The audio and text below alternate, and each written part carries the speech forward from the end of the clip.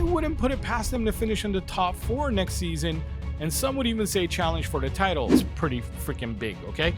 And these guys have been around the sports business for a very, very long time. It would be foolish of you to think that they don't know what they're doing in sports. Their boardrooms and deciding, wait a minute, the Premier League is about to blow up for the next 4 years, starting this next season. New viewers are going to pick a team to become a fan of. And they don't pick losers. Is this what the INEOS era looks like? Because if it is, I don't know. I don't know if we'll ever get back to the top. I'm mad at y'all. I am mad at every single one of you who watched my last video. Because it's your fault. I got to stay up late right now and make this video. I told you guys this morning before I went to work on my X account, oh my God, I've got a lot of views. Video's doing great. Thank you so much. If the video gets 250 likes or more by the time I get off work, I'm going to make another video tonight. I should have never said that. It sounded like a good idea in the morning before I went to work. Come home from work, it's got 320 likes, 8,000 views, which is not, I'm not going to say I've never had 8,000 views before. We've had videos before where you guys have helped me out, hit the like button. We had like 30, 40,000 views on some videos. But my average is 2,600 to 3,000 views. So to have a video to go 8,000 views and that many likes is really cool. But I am mad at you because now I got to stay up even though I got work tomorrow morning and I worked the whole day today and make another video. So that's where we're at right now. What's up, YouTube? Thank you so much for clicking on the thumbnail and joining me one more time for another video. This video is going to be special. I tell you what, this is one of those unreleased tracks, if you know what I mean. Like if you were a rapper and you made all this music and you released an album and then you had some music cuts that never got released, this is one of those. I got a notebook. Most of you guys who've been with me a long time know about my notebook and my ideas that I write down in notebooks. So this video is about one of the ideas that I was planning to make a video about in the past month, that is, so it's still relevant, that I never got a chance to make a video about. So that's what we're going to do right now. And by the way, videos like this are exactly what I would do if I had a membership set up. And this would be one of the videos for the members only. Not this one, not right now, because I don't even have a membership. So it's for everybody to watch. But this is what a member video would sound and feel like. It would be quick. It would be after work. There wouldn't be much editing or fancy cuts and edits. I'll try to add some graphs and of the stuff I talk about. Y'all who've been with me a long time know what I mean. I usually use graphs. I use news clippings. I use whatever just to prove my point that I'm not just pulling out this data out of thin air, that I actually researched this data and got you to facts. And I still did. I'm just not going to go and hunt and take pictures and edit it all fancy all the time, but I will show you guys some in this video. This is going to be a super interesting video as far as I'm concerned.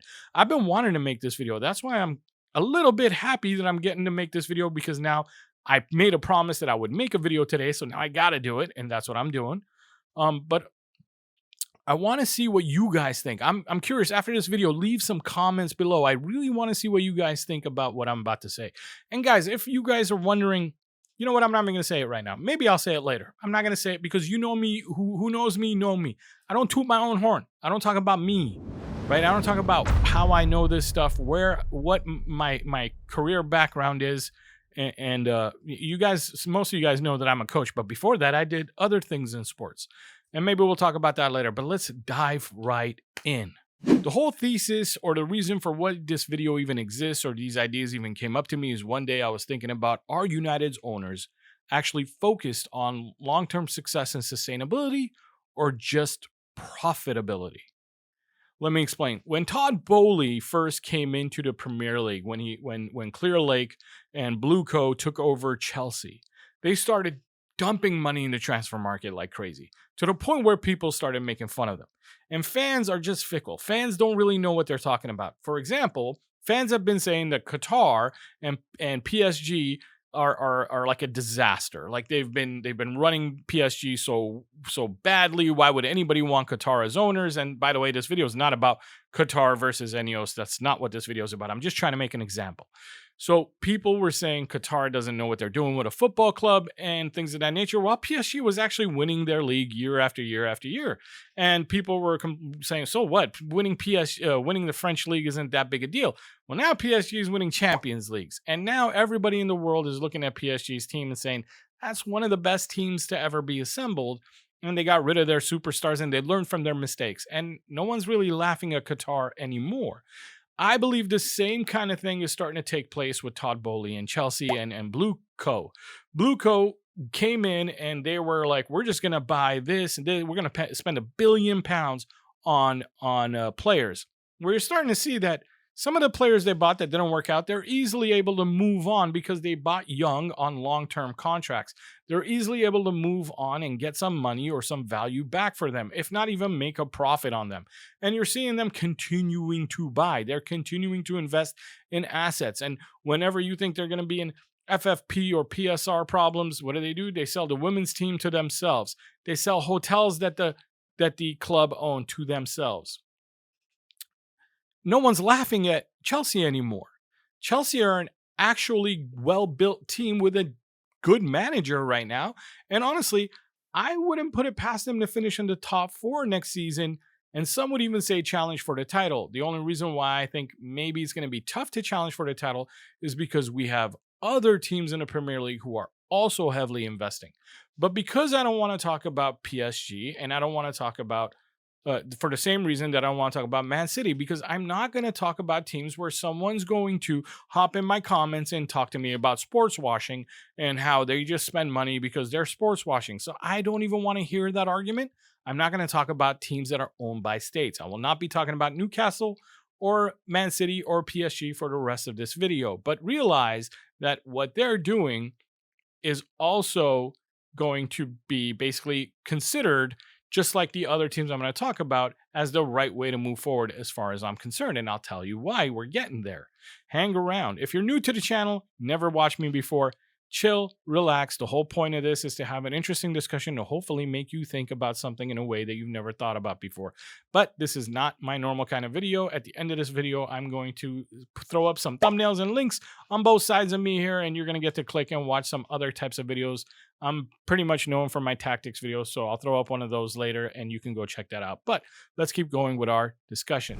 Anyways, I want to talk about Todd Boehly. I want to talk about Stan Kroenke, and I might mispronounce names. I'm pretty bad at pronouncing names, but hang in there. You'll understand what I'm talking about. Stan Kroenke of Arsenal. I want to talk about Tom Warner, the guy from FSG who is in charge of Liverpool. Why am I bringing up these 3 people? Todd Boehly came in and right away, like a tidal wave, he started buying assets being players. He started buying players, dumping money into transfer market. Boom, boom, boom, boom, boom. So that might not be unusual to you, but I want to bring up let me just double check his name real quick. Tom Werner, that's his name. Tom Werner from FSG, the guy in charge of making the decisions at FSG and Liverpool, basically. And Stan Kroenke. These 2 guys come from 2 conglomerates that are the 2 biggest sports franchise owning investment houses, whatever, ownership groups that there is. Stan Kroenke owns a bunch of teams like the Colorado Rapids in the NBA, the Los Angeles Rams, the Denver Nuggets, the Colorado Rapids of the MLS. I missed Denver Nuggets of the NBA, Colorado Avalanche. I mean, the guy owns like a list of things. The guy owns $21 billion worth of assets, I guess, $21.2 billion worth of sports assets. And that number is probably a lot higher now because all sports assets are being evaluated higher. So the guy's number one, the biggest sports ownership group there is the Kroenke Sports and Entertainment Group. And then you've got FSG, the second biggest sports ownership group there is. I believe their valued assets are somewhere around 18 billion or something like that. 14 or 18 billion, I don't know what it is, but it's pretty freaking big, okay? And these guys have been around the sports business for a very, very long time. It would be foolish of you to think that they don't know what they're doing in sports.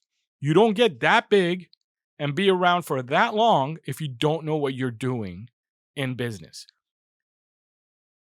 In the recent past, These two guys and their teams, Arsenal and Liverpool, have not been known as being big spenders. Don't get me wrong, every once in a while they splash the cash and they'll bring in someone big.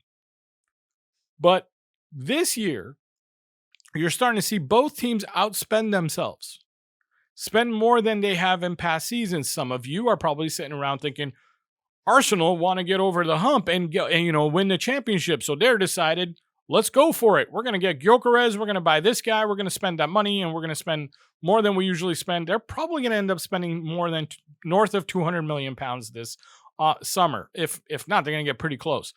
Liverpool, let's not even talk about it. They're definitely going north of 200 million pounds, aren't they? Why is that? If I told you Todd Boehly and Chelsea were spending that much, you wouldn't even bat an eye. If I told you Man City is, you're going to say sports washing, so we're not going to talk about that. Why do you think these teams are spending bigger?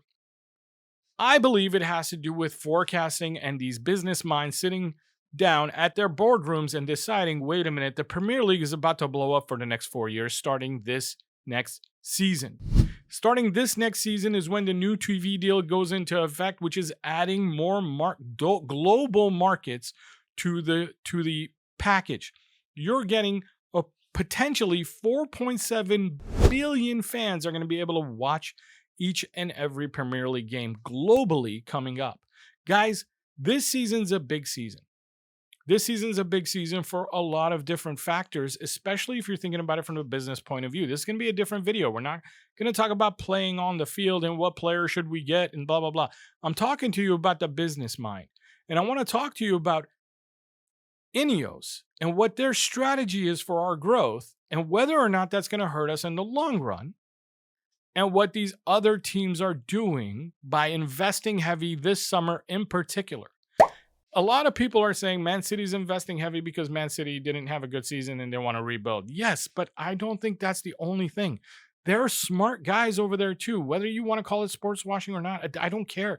They're still smart businessmen on that side too. All these businessmen are realizing that starting next season, they're going to be new global fans watching the sport, and these new viewers are going to pick a team to become a fan of. And they don't pick losers. You know why I'm a Manchester United fan? Because when I was 5 years old, that's my earliest memory of watching Manchester United. When I was 5 years old, and I used to sit on the ground in the living room, on the floor, watching we had a satellite on top of our building, and we used to be able to get games from the Premier League from England. Well, it wasn't even called the Premier League back then. From England. And Manchester United was a team I used to watch with my dad, and they were winning.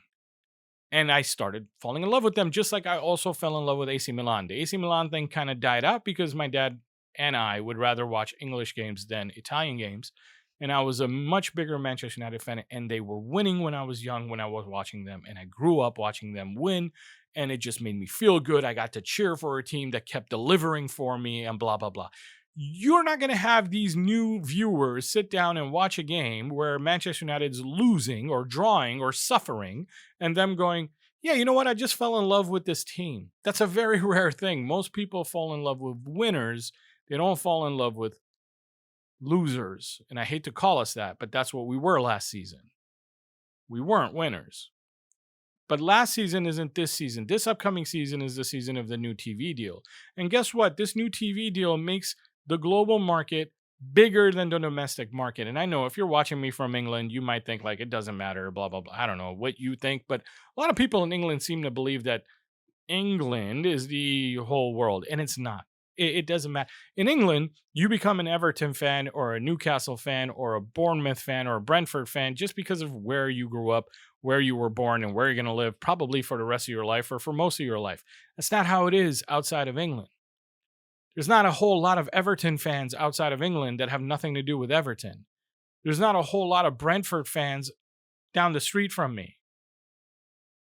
But I'm starting to see a lot of Man City jerseys. I'm starting to see a lot of Liverpool jerseys on kids who are like 10 and 12 and 13 years old when I go out to soccer events and stuff like that. I'm still seeing Manchester United jerseys, don't get me wrong. But how long is that going to last if we keep losing?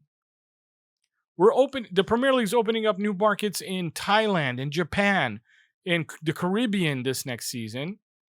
And also more and more people globally are watching anyways in the US. Also, they're opening up a new market in Mexico, by the way, which isn't that far away from me in Los Angeles. Each fan gained means more eyeballs on the team. More eyeballs on the team means more sponsorship dollars from sponsors. Some of you might be asking what makes me think that I can speak on this or that I'm knowledgeable about this. Guys, I don't really toot my own horn all that much. If you've been around with me, I barely talk about my coaching background and what I've done in sports so far. But I'm older than most of you. I'm so old that I was in college when Tupac got shot. I remember exactly where I was in 1996. I've been around. I've had a lot of jobs, and most of them are in the entertainment business, the movie and TV business, and the sports business. Guys, I had a job for a couple of years where I was a little bit in charge of selling sponsorships for the LA Kings hockey team. If that doesn't give me a little bit of a background in sports marketing, I don't really know what does. I had to sell sponsorships, not the big ones, not like at the time they had like a $20 million Toyota sponsorship that they had. I wasn't in charge of selling that one. I was in charge of selling smaller pieces of sponsorship to go around the stadium and stuff like that. But look, when I was there, the first season I was there, by the end of it, they won the Stanley Cup. They won the championship, and it became a lot easier to sell some sponsorships that summer, that offseason. It wasn't summer, that offseason. That's just the way it goes. Sponsors want to be aligned with winners. Sponsors want to be aligned with teams that have a lot of fans paying attention and watching. Sponsors don't want to be aligned with losers. And guess what that means? And guess what happened to us last year? Here are the numbers. You can see that on this chart, Liverpool, Arsenal, their sponsorship worth, money has gone up. Ours has gone down. And some of you will say, well, that's probably because we didn't make the Champions League. Yeah, maybe, probably. Sure. But that's not only it. How come we haven't found any new sponsors in a while? How come we're still hearing about, possible new sponsor coming in for this or that, for our training kit? Why isn't that already there? Why aren't there people lined up? Why are we having to figure it out? Now, don't get me wrong. We might get a record-breaking training kit sponsorship deal because guess what? That's what Omar Barada was brought in to do. If he can't do that or at least get something close to record-breaking for us, then he's worthless. He has to do that. That's his job. That's what he used to do for Barcelona, get good revenue in or help them get revenue in. That's what he's here for. That's why he's our CEO. So I'm sure we're going to get some. But look at last year's numbers, and it goes hand in hand with our record.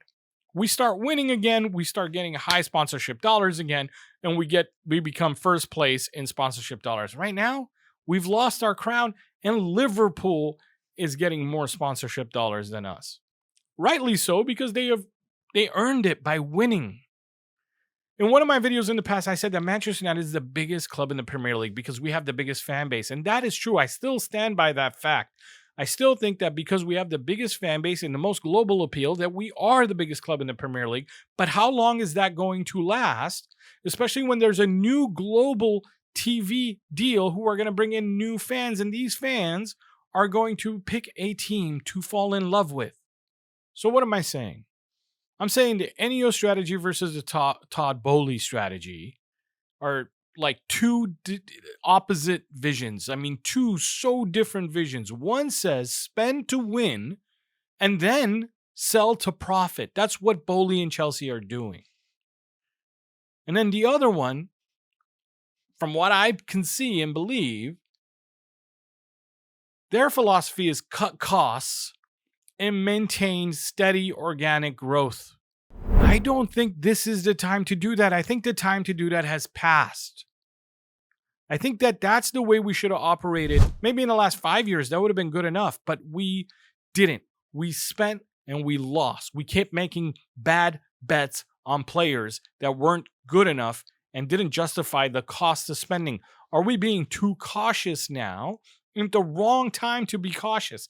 Now's the time to bet big because you're going to have more eyeballs watching you. And winning now means a lot more than winning did mean 15 years ago when we were winning. Or even longer than that. I don't even remember how long it's been, but it's been a long time. Do you understand what I'm saying here? Because when we were winning in the past, there were this many eyeballs watching us. I don't know the number. That's why I'm just doing it figuratively and metaphorically. Whoever wins next season is going to have twice as many eyeballs watching them win. Do you understand? So our status of for guys like me to say we're the biggest club in the Premier League because we have the biggest fan base, that could dwindle and disappear as time goes on and there's new fans coming in and they're not choosing to support us or stand with us. How can you catch up when everyone else is running away from you? How can you catch up when everyone else is investing like crazy? I understand that they've got these plans where they're like, we're going to buy a lot of young players every single offseason, like, because they're doing that right now. They're buying a lot of talented 15, 16, 17-year-olds. But guys, that is a wide bet that a lot of teams are making, but we're doing more than they are. I give them that. They are doing a better job than other teams in investing in young. But when you invest in young players, you're investing for the future. And by the way, it would be a good rate of return if 1 out of 10 of those investments paid off. Literally. If 10% of the young players you buy actually turn out to be a player that's going to play for your first team, that's a pretty good return. If you get 2 or 3 out of 10 to play for your first team, that's a great return. But they can't just be playing for your first team. They also have to be good, right? They have to play for your first team and help you win. So Garnacho might get us a good profit, but that wasn't exactly like what I'm talking about. I'm talking about someone who's going to come in and help us win, right? With that said, like, isn't it better if you're investing in young players while also building a strong adult first team? And then these young players are having someone to learn from and look up to, like when you hear Gary Neville or David Beckham or Paul Scholes or anybody talk about their younger years and how they looked up to the players that were there before them and how they worship them and try to emulate them and try to have a high work rate like them and just learn these good habits. Problem is our what do you call it? Our like what am I looking for here? The word, the standards we set. Like some of our players are bad apples. I can't remember the culture. That's what I was looking for. The culture in our club in our first team isn't the greatest for these young players. So maybe we need to get in the right main players first who are going to set the right culture and then bring in young players for them to learn off of so you don't get bad apples in young players like we did with Garnacho. Maybe that's the reason why Garnacho is even a bad apple. He didn't seem to be so bad when he looked up to Cristiano Ronaldo when Cristiano Ronaldo was acting right with a high work rate. Garnacho seemed starry-eyed and willing to worship him and learn off of him. And it wasn't until CR7 started turning on the team is when Garnacho maybe started turning on the team too. You can see how that starts to set an example. So when you have these guys, like, I don't even want to name names, but you know who the bad apples are. When you have these bad apples setting bad examples, these young players might be learning from them. Do you get what I'm saying? So maybe that's not the right thing to focus on right now. Maybe we should be focusing on getting the right apples in. Maybe we should be focusing on investment. Now, some of you are going to say we don't have money to invest, and I agree with you. We don't have money to invest, but that's not my problem. Because we don't have PSR issues, we don't have FFP issues in our wage structure. Everybody always says we pay too high in wages. Well, I want you to take a look at this chart. The gray area right there, that's the percentage of your income that goes to wages. And you can see we're not the highest. We're not even the second highest. Okay, Liverpool's wages are higher than their revenues. Man City, like I said, you're going to say sports washing, so I'm not even going to talk about that.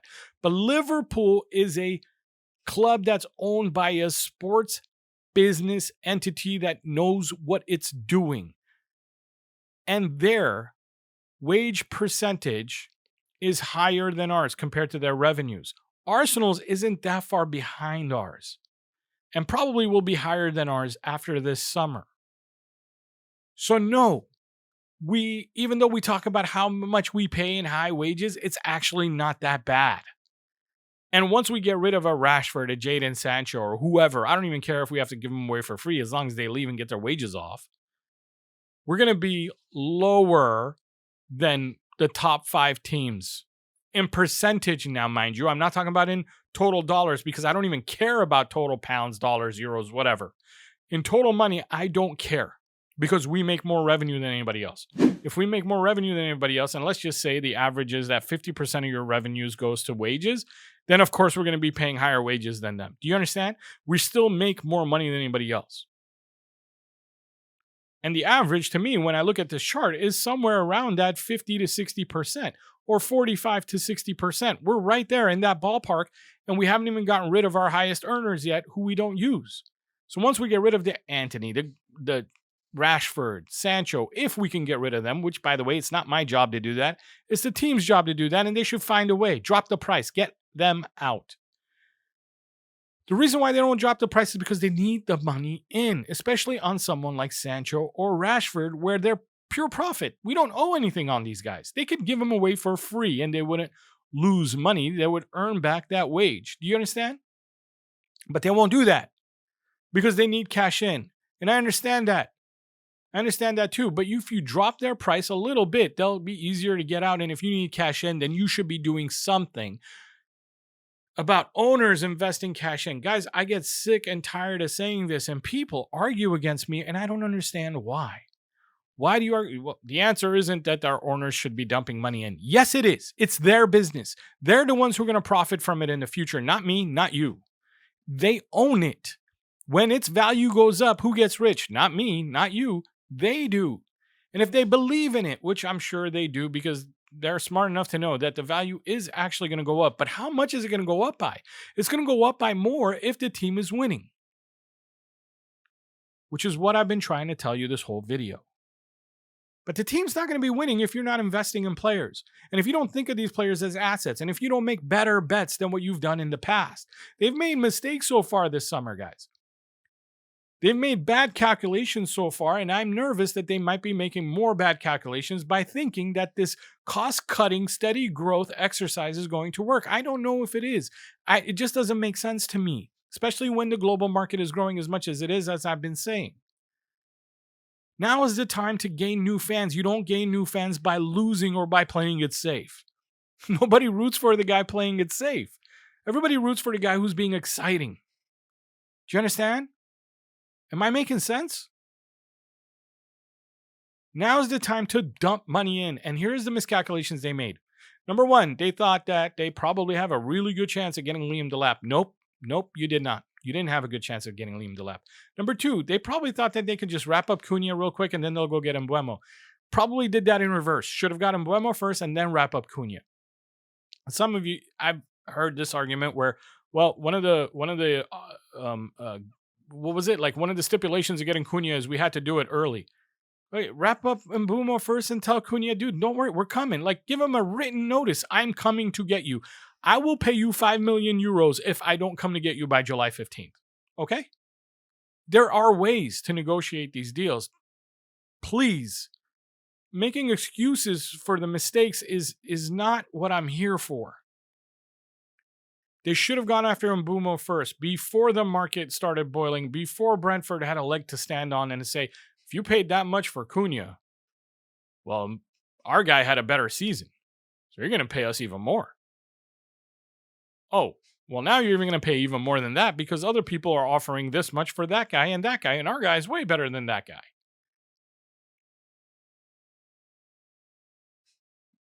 Bad calculations, bad decisions, this is what happens. Now you're in a trap. Bad negotiations, this is what happens. Guys, this is not a mistake that I think that Fenway Sports Group or Stan Kroenke or whatever, Kroenke Sports Group would make. Or Todd Boehly, definitely no.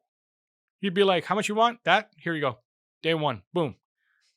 Or, too rich for my blood, I'm out of here. I'm going to go buy 2 other guys over there. And you just move. They got Liam Delap and they got Joao Pedro. And people are talking about us taking their leftovers and Nicholas Jackson. I'm going to explode if we get Nicholas Jackson. If we get Nicholas Jackson, guys, we are not. Guys, seriously, think about it. If we're getting Nicholas Jackson, Chelsea's leftovers after they bought two better strikers. They have two better strikers than Nicholas Jackson, and we end up with Nicholas Jackson. We are no longer Manchester United, the club that I know. We are Manchester United. We'll take anyone's leftovers. We'll take PSG's Ugarte. Don't get me wrong, I like Ugarte, but that's what he was. We'll take Casemiro from Real Madrid when he's done. And again, I like Casemiro, but I'm being real. I might even like Nicholas Jackson when he comes in, but let's be real. He's Chelsea's leftovers. Is this what the INEOS era looks like? Because if it is, I don't know. I don't know if we'll ever get back to the top. So I ask you again, what strategy is better? Guys, I got a little bit passionate and started going a little bit crazy in this video. I hope you don't mind. I wasn't trying to be negative, but that's just what happens when I start rambling on and thinking about all this stuff, because I do really, really believe that the next 3 seasons are going to be the most important seasons in Premier League history, because I don't know how many more markets they can crack. They got the biggest TV deal ever. Don't get me wrong. The TV deals and dollars will keep growing, but I don't know how many more countries are going to open up to the Premier League. Like, I think we're tapping out on how many eyeballs they're going to be watching these next 2 or 3 seasons. These people are going to be formulating an opinion on teams and picking their favorite ones. And we need to be a team that's being picked often so that our fan base keeps growing, which will make us attractive to sponsors and keep us powerful. Because obviously, without our sponsorship dollars and revenue, we don't have owners who are just going to pull that money out of their pockets. But neither would Kroenke and neither would FSG. The reason why they're doing it is because they think of it as a great investment for the future. And that's why these very smart, sports, business-oriented businessmen are doing almost the same kind of thing this summer that Todd Boehly's been doing, which is invest, invest, invest. This is the summer to do it. It's 1 year before the World Cup in the USA, the biggest World Cup to ever be played. Soccer is going to be on the rise for the next 3 years. You don't want to be a loser right now. You want to be a winner right now. We may miss the bus. We don't have time for slow and steady growth. And once we miss the bus, you miss the bus. Once someone chooses to be a fan of another team, they're not going to jump ship and become a fan of yours 5 years from now because you suddenly started winning. Okay? Guys, thank you. Thank you so much for all the support, for everything you guys have done for me lately. The only reason why I made this video is because you guys hit the like button. Hit the like button. Let's get the likes up. I'll say something else stupid. If you give me 300 likes in this video in one day, so basically from the moment you watch this till the time I come home tomorrow night, so even less than a day, because I'm about to post this 2 hours from now after I edit, and you're going to have about 17 hours to get me 300 likes. If you do it, I'll make another video tomorrow night because I got other pages in this notebook of stuff I could be talking about. All right? Thanks, guys. If you're new to the channel, check out this video or check out this video if you like tactics. See you. Bye.